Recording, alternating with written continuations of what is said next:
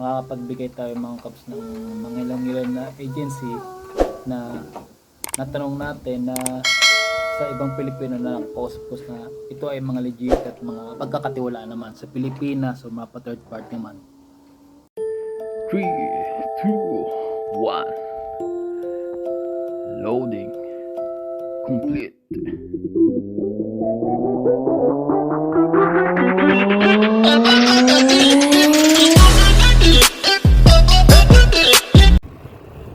Yo, what's up mga Cubs? Pauwi na tayo ngayon galing trabaho. Kamusta naman kayo dyan? Ito ako, babalik pa din, pauwi. Sa mga new subscriber at new viewers ko, maraming salamat sa inyo sa panonood at pagsuporta sa akin. Dito tayo ngayon, medyo malapit na tayo sa bahay makauwi. Sobrang init ngayon mga Cubs. Para akong pinapaso, although naka-jacket na ako, ano pa rin, tumatagos pa rin yung init sa katawan mga Cubs. Tapos yung hangin, kasulubong ko pa. Yung hangin medyo may init pa din. Doble yung pagod ngayon. Yaan nyo sa wish ko na makabili na rin sana ako ng kotse kagad. Kasi yung lisensya ko parating na. Hihintay ko na lang, parating na. So pag dumating yon, bili na tayo kagad ng kotse mga Cubs. Tapos iba-vlog natin. Yung kotse na yon, second hand lang yon mga Cubs, pero mura lang siya. Kung may 3,000 ka or 5,000, maganda klase na yun. Pero meron ding mga halagang nasa 1,000 lang, 1,500, 2,500. Yun yung para mga third owner na, bago pumunta sa'yo magiging fourth owner ka na. Tapos mga 10,000 to 5,000, 5,000, mga second owner lang yun, pang second owner ka lang. So ngayon mga Cubs, papakatawal sa yung daan ko dito pa rin sa may forest. Yan Cubs, daan ko pa uwi. Pahinga muna ang dalawang kamay natin at pagod na tayo sa layo ng pinabike natin. Medyo malaylay pa tayo mga Cubs. Doon pa sa parting yun, didiretsuin ko pa yun. Tapos papasok pa tayo ng pinaka forest. Tapos tsaka dadaan naman tayo doon sa, tsaka naman tayo makakauwi sa bahay. Dito sa kalsada puro punuan, makikita nyo mga forest, mga punong pakala, mga malalaki. Nga pala mga Cubs, ang daming mga wild fruits dito.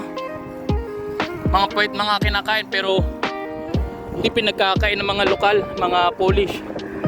Kasi nga, sabi-sabi nila dito, mga prutas na malapit sa kalsada, madumi na raw kasi nauusukan, ganyan-ganyan, kaya pang ibon na lang daw. Pero sa ating mga Pinoy, kahit yan mausukan, hugasan lang natin, pagkain na yan. Huhugasan mo naman, hindi mo kakainin ng basta kuha mo na lang, hindi mo na hugasan. Kailangan hugas muna. Dami dito mga Cubs.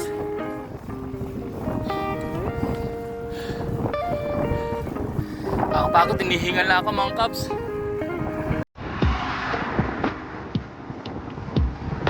Tamaisan mga Cubs, oh.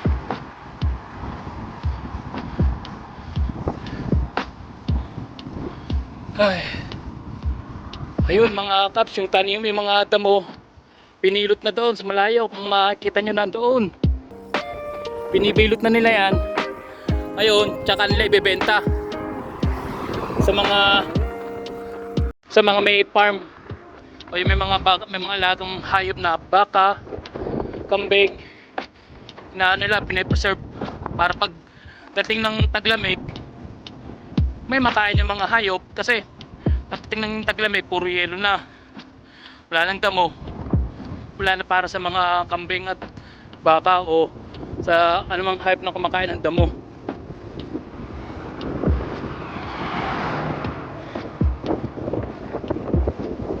Pero mga bahay dito mga Cubs, oh, maganda. Ano, yung mga ganyan, no, mga kaps, oh. Niipon na yan. Pang winter na, para sa pagkain ng mga hayop. Ang lawak dito ng mga lupain, mga kaps.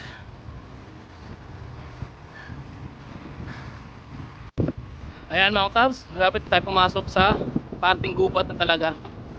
Papakita ko sa inyo. Ayan mga kaps, pasok na tayo. Liliko na tayo sa bakanan. Pasok na tayo sa mismong gubat.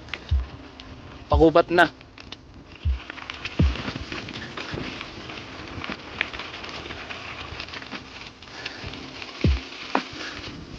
Ang dami dito mga raspberries na pakalat-kalat lang mga kabs.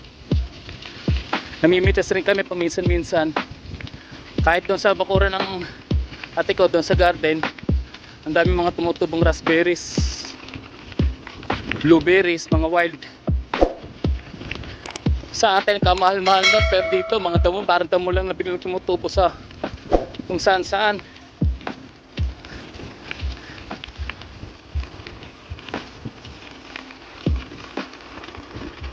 Yan. Gubatan na tayo mga kabs. May mga bahay-bahay pa dito pero gubatan na to. Oh, forest na yan mga kabs.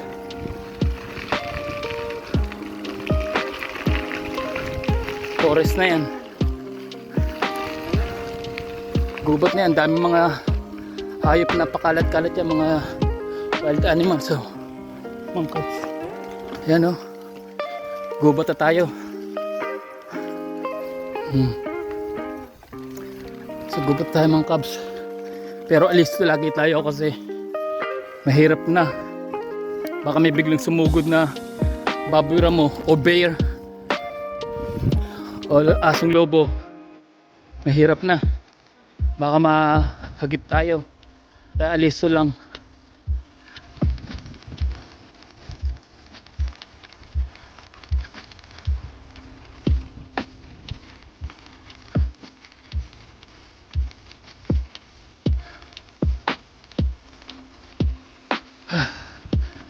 Pagod naman kaps.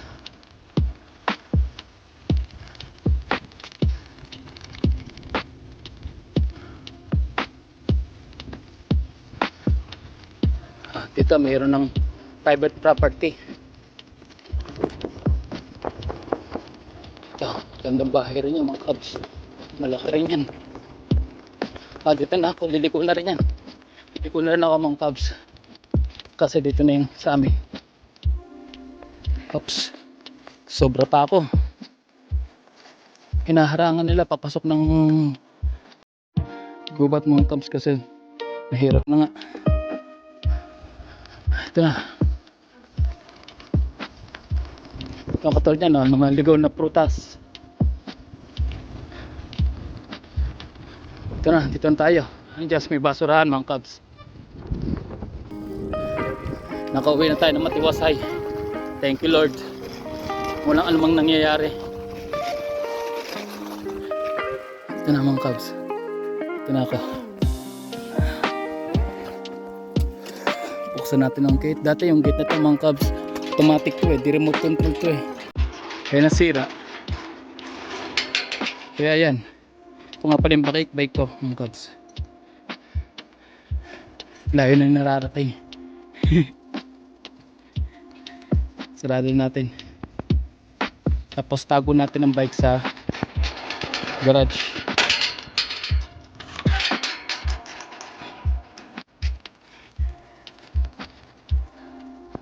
Ay, dito ang pads. Tago natin dito sa garage. Hindi na pala totally garage kasi ginawa ng workshop din ng bayaw ko. May gagamba na ng cabs, oh. Ayun na. Kita niyo.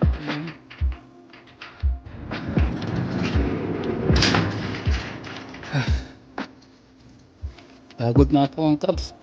Sige na mga kabs. Pasok mo na ang bike.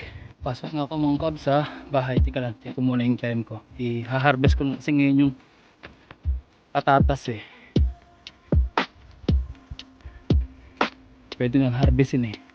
Ito mga kabs, pwede itong harvestin eh. Itong patatas ko eh. Yeah. Harvestin ko na. Maya. Pagka medyo palilom na. Ngayon oras pa lang dito alas 4 pero sobrang init, parang alas 11 ng umaga pa lang mga kabs. Napakainit. Pasok na ako sa loob mga kabs. Ayan mga kabs, nandito na nga tayo sa bahay. Nakaupo na ako ngayon dito sa terrace. Nagpapahinga, medyo napagod. Talagang pagod mag-bike mga kabs. Mga pala mga kabs, sa mga nagtatanong about sa mga agencies na napapagkatiwalaan o hindi papagkatiwalaan. Sabi ko lang dyan ay sige, makapagbigay lang tayo ng ilan na agency papunta mula ng Pilipinas o sa third party, o yung third party po ay tinatawag na third party po ay yun yung mga agency o mga Pilipino na nakakapunta ng Poland o sa ibang bansa, na nasa ibang bansa pa rin, sa ibang bansa na example po, na katulad namin sa Kuwait po kami nang galing, pupunta rito sa Poland. So ang tawag po sa amin third party kasi hindi po kami nang galing diretso sa Pilipinas, galing po kami sa Middle East. So sa agency naman, makakapagbigay tayo mga kabs ng mga ilang na agency na natanong natin na sa ibang Pilipino na nakapos na ito ay mga legit at mga pagkakatiwalaan naman sa Pilipinas o mga third party naman. Tapos dito naman may mga local hiring dito sa Poland na pwede nyong apply sa mga Pilipino o mga nandito na, makakapag-apply kayo dito sa mga ibibigay ko, papakita ko sa inyo. Unahin na muna natin ang agency na papunta nagaling sa Pilipinas. Tingnan nyo lang po dito. Makikita nyo po dyan ang mga agency na galing sa Pilipinas. Mga legit po yan. Na pinagtanungan ko po na galing sa Pilipinas na mga Pilipino dito. Mga nakilala ko rin po. At ito naman po yung agency na galing na pang third party. Dito naman po yan. Tignan nyo lang po. I-message nyo lang po or kontakin nyo. May number naman po sa Facebook pages nila. May mga contact niya mga kaps. Tapos sa mga local hire naman dito, nandito na sa Pilipinas, nandito na sa Poland, Pilipinas tuloy. Mapapakita ko sa inyo dito. Ito po, puntahan nyo po dito sa mga to. Kontakin nyo lang po dito. May mga WhatsApp po yan or Viber, mga Telegram. Yung po uso dito, Telegram. And sa agency ko nga pala, sa mga agency na hindi na mapapagkakatiwalaan, ito papakita ko rin sa inyo.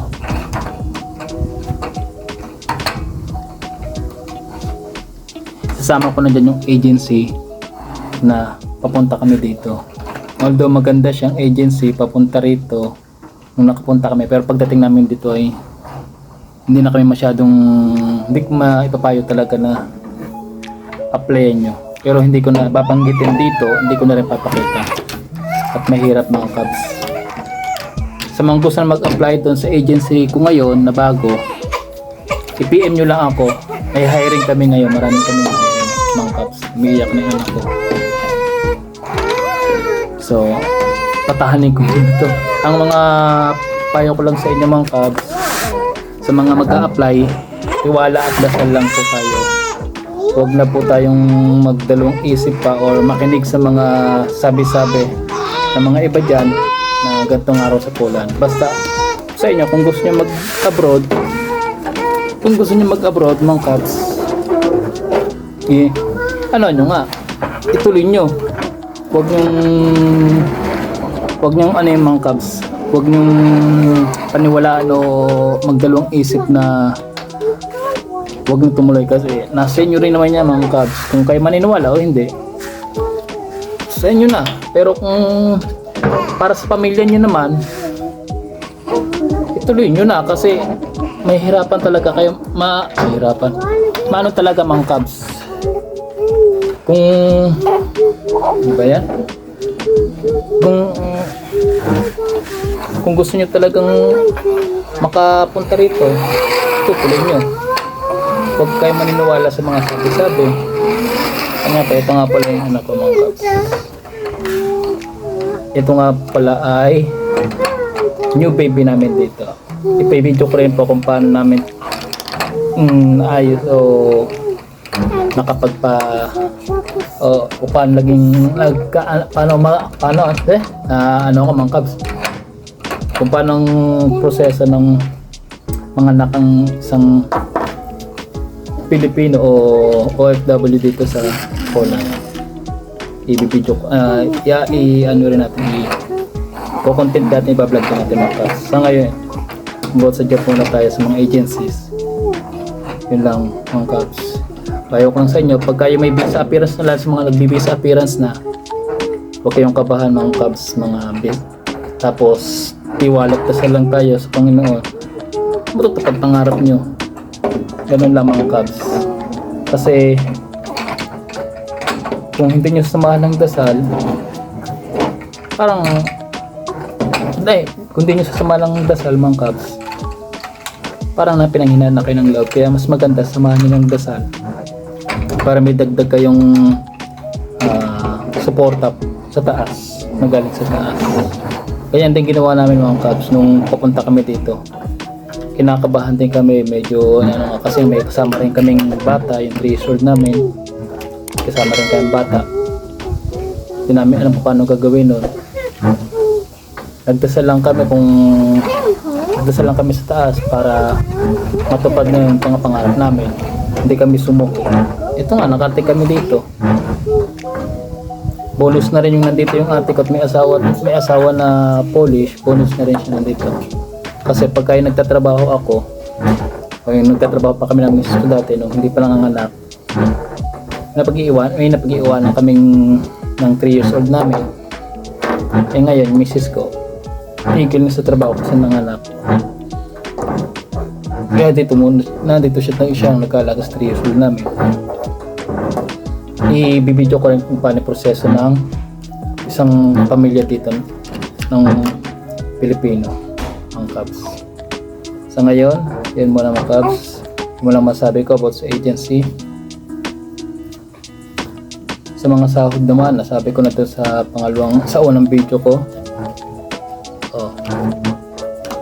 Babay muna mga Cubs, susunod. At sa mga nanonood dyan, sana patuloy niyo po akong suportahan at patuloy niyo panoorin ang video ko. Mag-subscribe sa aming YouTube channel. No Rachel.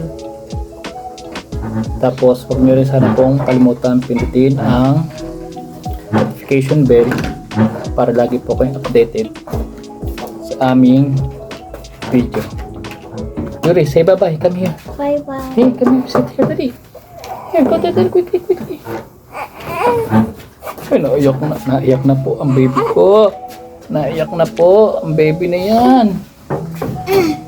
Quickly. Dali. Say hi and bye-bye po.